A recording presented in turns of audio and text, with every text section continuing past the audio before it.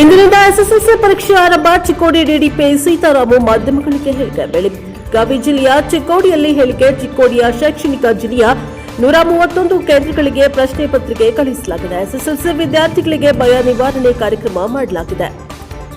ಶಿಕ್ಷಣ ಇಲಾಖೆಯ ಯಾವುದೇ ಕ್ರಮಗಳಲ್ಲಿ ಲೋಪಗಳಾಗಿಲ್ಲ. ಪ್ರತಿಯೊಬ್ಬ ವಿದ್ಯಾರ್ಥಿಗೆ ಪರೀಕ್ಷೆ ಎದುರಿಸುವ ಧೈರ್ಯ ತುಂಬಲಾಗಿದೆ. ಪ್ರತಿಯೊಂದು ಕೊಠಡಿಗಳಿವೆ. ಭೇಟಿ ನೀಡಿದ್ದೇನೆ. ನಿನ್ನೆ ಸುರಿದ ಮಳೆಯಿಂದಾಗಿ ಯಾವುದೇ ಶಾಲೆಗಳು ಅಥವಾ ಕೊಠಡಿಗಳಿಗೆ ಹಾನಿಯಾಗಿಲ್ಲ. Bureau report Arun Kumar, NKS TV 4 Chikkodi.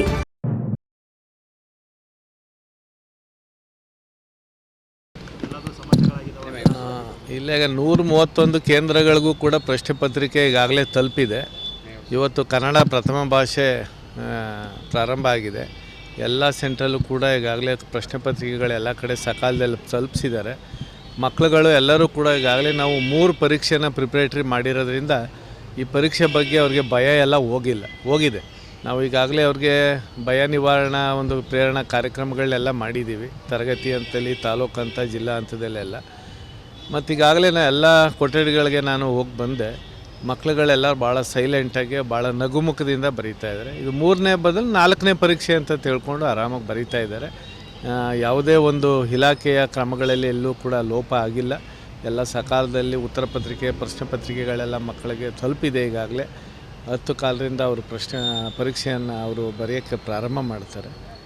ಅದರದ್ದೇನು ಈಗ ಇಶ್ಯೂಸ್ ಏನಿಲ್ಲ. ಯಾಕೆಂದರೆ 15 ನಿಮಿಷ ಅವ್ರಿಗೆ ಪ್ರಶ್ನೆ ಪತ್ರಿಕೆ ಓದ್ಕೊಳ್ಳೋಕ್ಕೆ ಸಮಯ ಕೊಟ್ಟಿದ್ದಾರೆ. ಅದು ಓದಿದ ನಂತರ ಅವರು ಕರೆಕ್ಟಾಗಿ 10:30 ಪರೀಕ್ಷೆ ಬರೀಲಿಕ್ಕೆ ಪ್ರಾರಂಭ ಮಾಡ್ತಾರೆ.